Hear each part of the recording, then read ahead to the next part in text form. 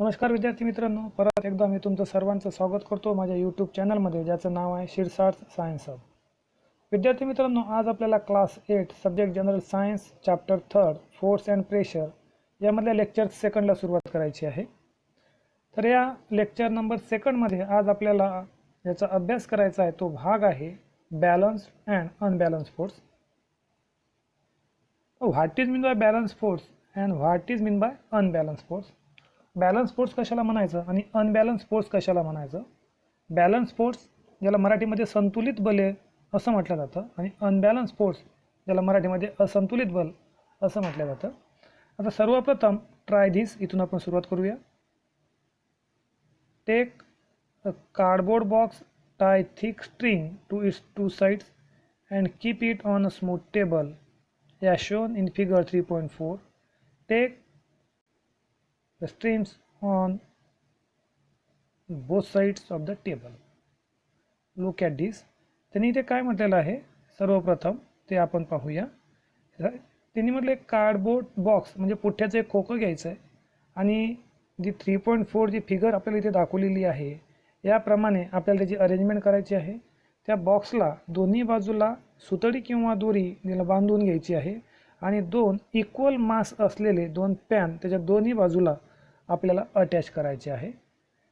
Look at this. Tie weighing pans of equal masses to the two ends, then keep equal masses in both the pans. आता हे आपण सर्व process केल्यानंतर त्याच्या दोन्हीमध्ये equal मास असलेले दोन ऑब्जेक्ट किंवा वेट त्याच्या आतमध्ये त्या पॅनमध्ये आपल्याला ठेवायचं आहे आणि नंतर त्या बॉक्सचं आपल्याला निरीक्षण करायचं आहे. The box does not move on the table. बघा काय केलं आहे आपण. बॉक्स आहे, बॉक्सला दोन बाजूला सुतळी बांधलेली आहे. दोन जे पॅन आहेत, वेइंग पॅन जे आहेत ज्याचं मास सेम आहे असे त्याला दोन्ही बाजूला आपण अटॅच केले आणि त्याच्या आतमध्ये इक्वल मास असलेल्या ऑब्जेक्ट आपण आतमध्ये ठेवले. आणि ऑब्झर्वेशन केल्यानंतर आपल्याला असं लक्षात येतं की जो बॉक्स आहे, कार्डबोर्ड बॉक्स जो आहे, पुठ्ठ्याचा जो बॉक्स आहे तो कोणत्याच प्रकारचा मूव आपल्याला तिथे होताना दिसत नाही आहे. तर look at this. If more mass is kept in one of the pan than the other, the box start moving in the direction of that pan. मग आता याच्यानंतर जर आपण एका पॅनमध्ये जर थोडं वेट जर इन्क्रीज केलं तर अशा वेळेस मात्र ज्या पॅनमध्ये आपण वेट टाकलेला आहे त्या पॅनच्या डायरेक्शनला तो बॉक्स मूव्ह होताना आपल्याला दिसतो. Equal gravitational force acts on both the pans when equal masses are kept in them. तर असं का होतं? कारण जेव्हा आपण सेम मास टाकलेला आहे तेव्हा त्या दोन्हीही बॉडीवर, ज्या सेम मासच्या बॉडीवर equal amount of gravitational force त्याच्यावर अप्लाय होतो आणि त्याच्यामुळं तो जो बॉक्स आहे तो एकाच ठिकाणी आपल्याला फिक्स पाहायला मिळतो. This means that balance force acts on the box. याचाच अर्थ असा की त्या बॉक्सवर जो कोणता फोर्स अप्लाय होतो तो म्हणजे कोणता, that is called the balance force with effective force equal to 0 as these are acting in opposite direction. तर हा बॉक्स जो आहे हा का मूव्ह होत नाही? कारण दोन्हीमध्ये आपण जर इथे पाहिलं तर इक्वल मास असलेल्या बॉडी किंवा इक्वल मास असलेल्या ऑब्जेक्ट किंवा इक्वल मास असलेलं वेट आपण त्याच्यामध्ये ठेवलेलं आहे आणि त्याच्यामुळे या दोन्ही ठिकाणी equal amount of gravitational force त्याच्यावर अप्लाय होतो अँड दॅट्स वाय. आणि हे जे दोन्हीकडचं जे फोर्स आहे तो अपोजिट डायरेक्शनला आहे आणि त्याच्यामुळे इथे हा जो बॉक्स आहे हा बॉक्स आपल्याला मूव्ह होताना दिसत नाही आहे. आणि अशा प्रकारचा जो फोर्स असतो त्या फोर्सला बॅलन्स फोर्स असं म्हटलं जातं. कारण हा जो फोर्स आहे that is the effective force equal to 0. हा अपोजिट डायरेक्शनला, दोन्ही अपोजिट डायरेक्शनला फोर्स असल्यामुळं इथे हा आपल्याला त्या पर्टिक्युलर बॉक्सवर 0 एवढा ॲक्ट होताना पाहायला मिळतोय. On the contrary, if more mass is kept in one pan than the other, the box starts moving in the direction of the pan with more mass. When unequal forces are applied to the box on the two sides, an unbalanced force acts on the box resulting in imparting motion of box.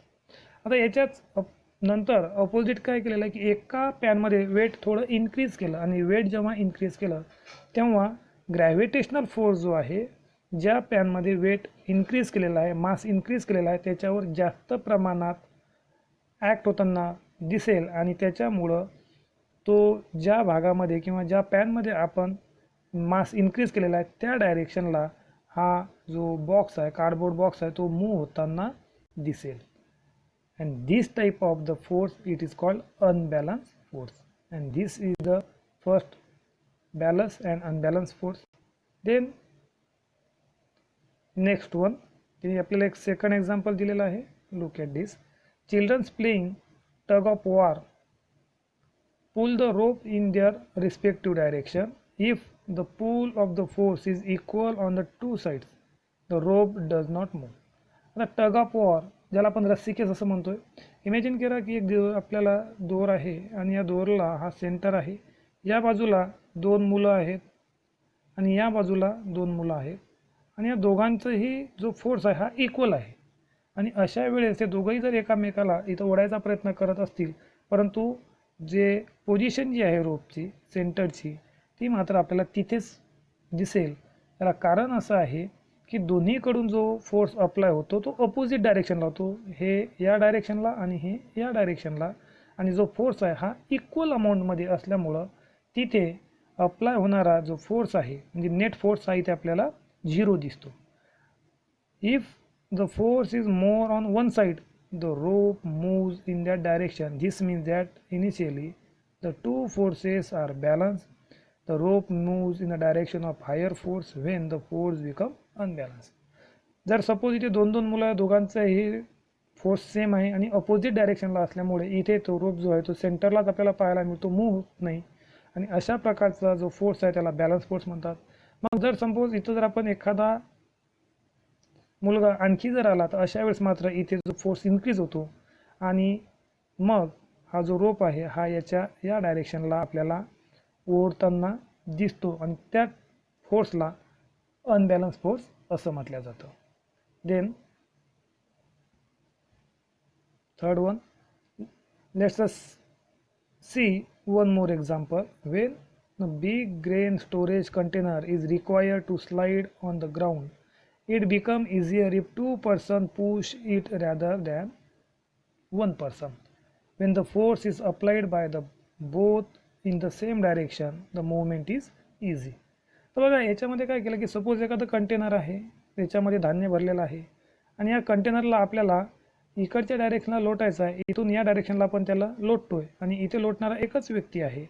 हा एकच व्यक्ती जेव्हा याला पुल करतो, लोटतो, समोर ढकलतो आणि त्याच्यानंतर याला जो लागणारा जो फोर्स आहे तो फोर्स, आणि जर सपोज यालाच आणखी एक व्यक्ती लोटायला आल्यानंतर जेव्हा हे दोघं मिळून तो जो ग्रेन स्टोरेजचं जे कंटेनर आहे ते जेव्हा त्याला लोटायचा प्रयत्न करतील तेव्हा एकापेक्षा दोघांचं बल जेव्हा त्याला लागल, फोर्स जेव्हा लागल, तर हा जो कंटेनर जो आहे हा समोरच्या डायरेक्शनला इझिली लोटल्या जाईल. कारण इथे दोघंसुद्धा जो फोर्स अप्लाय करताय तो एकाच डायरेक्शनला अप्लाय करताय आणि त्याच्यामुळं हा जो ग्रेनचा कंटेनर आहे हा इझिली आरामात समोर गेलेला आपल्याला दिसेल. आता या दोन तीन एक्झाम्पलवरून आपल्याला काय कन्क्लुजन दिसतं ते आपण पाहूया. First, if several forces are applied on the body in the same direction, a force equal to their addition act on the object. Suppose ही एक बॉडी आहे आणि सेव्हरल फोर्स, सपोज हा एक फोर्स आहे, त्याच्यानंतर आणखी एक फोर्स आहे, असे जर फोर्स एखाद्या ऑब्जेक्टवर अप्लाय होत आहे पण डायरेक्शन सेम आहे. आता बघा दोन तिन्ही फोर्स, मी सपोज जे ॲरो दाखवले हा एक force, second force, third force आपण समजू, आणि हे या ऑब्जेक्टवर अप्लाय होत आहे पण याचं डायरेक्शन एकच आहे, हे आपल्याला राईट साईडला त्याला लोटताय असं आपण गृहीत धरू. मग याच्यावरून आपल्याला काय लक्षात येतं की एखाद्या वस्तूवर एकाच दिशेने अनेक बल लावल्यास त्याच्या बेरजे एवढे बल त्या वस्तूवर प्रयुक्त होते. म्हणजे या तिघांचंही बल, पहिला, दुसरा आणि तिसरा, या तिघांचीही बेरीज जेवढी होईल तेवढं बल या वस्तूवर आपल्याला अप्लाय होताना दिसतं आहे. कारण त्यांचं डायरेक्शन जे आहे ते सेम डायरेक्शन आहे, जे एकाच डायरेक्शनला तो लोटल्या जातो आहे. This is the first point जो आपण याच्यावरून कॉन्क्लुजन काढलं आहे. Then next one is the second. If two forces are applied on one object in direction opposite to each other, a force equal to their differences acts on the object. बघा मराठीमध्ये याला का याचा अर्थ समजून घेऊ.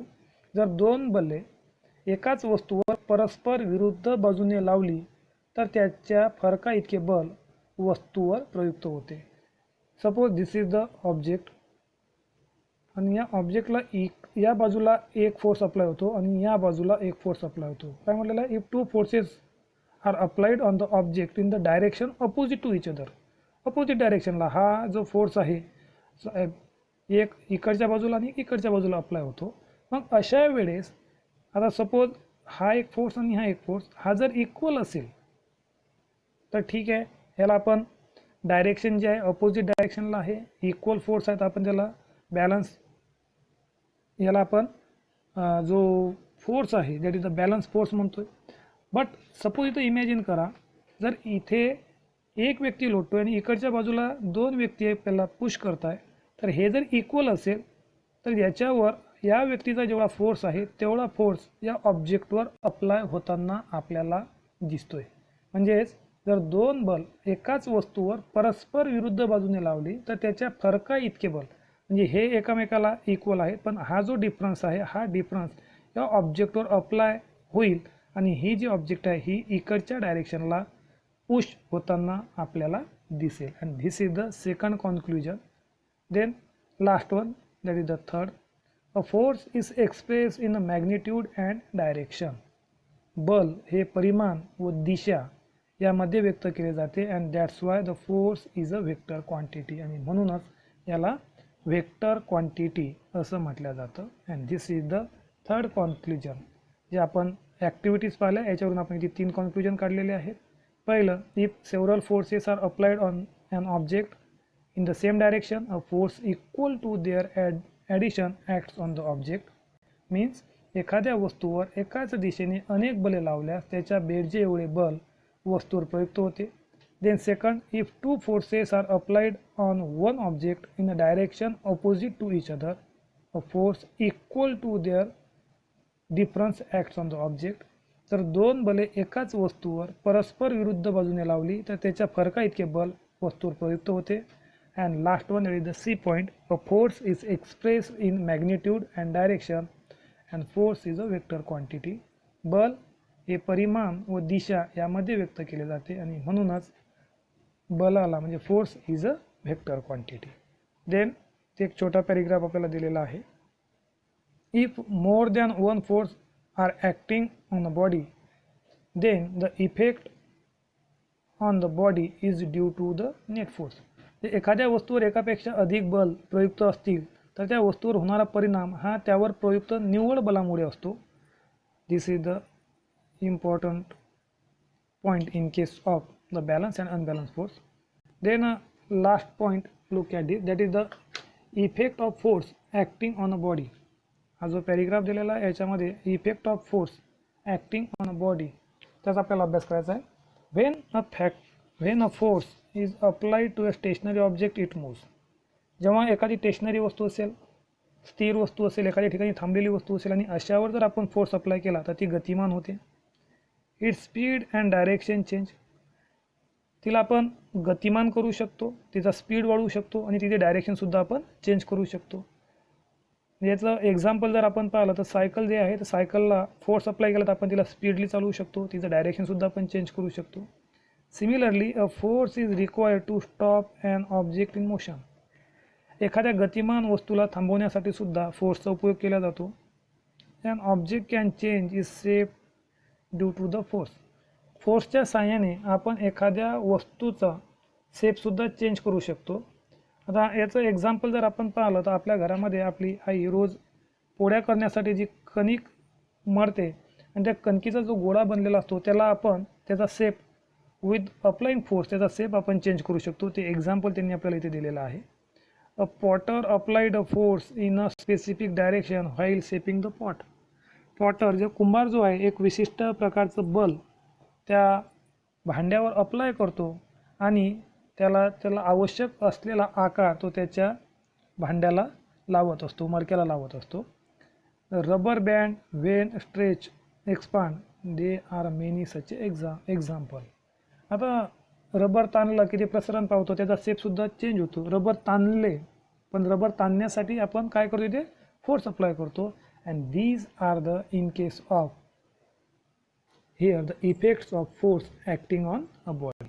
विद्यार्थी मित्रांनो, इथे आज या लेक्चरमध्ये आपण अभ्यास केला एक बॅलन्स फोर्स आणि अनबॅलन्स फोर्स. तर परत एकदा बॅलन्स फोर्स म्हणजे काय तो आपण पाहूया. Balance force, if a body is acted upon by two forces equal in magnitude, opposite in direction and having the same line of action, the force are called balance force, and here the net force acting on the body is zero. बघा काय म्हटलेलं आहे की एखाद्या वस्तूवर दोन force apply होत आहे इक्वल मॅग्निट्यूडचे, आणि डायरेक्शन कसं आहे त्याचं अपोजिट डायरेक्शनला, बट डायरेक्शन जे आहे, ज्या डायरेक्शनला अपोजिट डायरेक्शनला जे फोर्स अप्लाय होत आहे, पण त्यांची लाईन कशी आहे, एका सेम लाईनमध्ये ते अप्लाय होत आहे, आणि अशा फोर्सला बॅलन्स फोर्स असं म्हटलं जातं. आणि त्याच्यामध्ये जो नेट फोर्स आहे त्या वस्तूवर अप्लाय होणारा हा नेहमी झिरो असतो. तर unbalance force means what? If two or more forces act on a body such that their resultant is not zero and the resultant is an unbalance force. म्हणजे जेव्हा एखाद्या वस्तूवर दोन किंवा दोनपेक्षा जास्त फोर्स ॲक्ट होत असतील आणि त्याच्यामध्ये जो नेट फोर्स हा जो आहे हा झिरो नसेल, तर अशा फोर्सला अनबॅलन्स फोर्स असं म्हटलं जातं. तर विद्यार्थी मित्रांनो, आज आपण या लेक्चर सेकंडमध्ये बॅलन्स फोर्स म्हणजे काय आणि अनबॅलन्स फोर्स म्हणजे काय याचा अभ्यास केला, आणि सोबतच effect of force acting on a body याचासुद्धा आपण अभ्यास केलेला आहे. तर आज या व्हिडिओ लक्षपूर्वक ऐका, पहा, आणि तुम्ही जो बॅलन्स फोर्स आणि अनबॅलन्स फोर्सचा जो भाग आहे हा समजून घ्या. थँक्यू.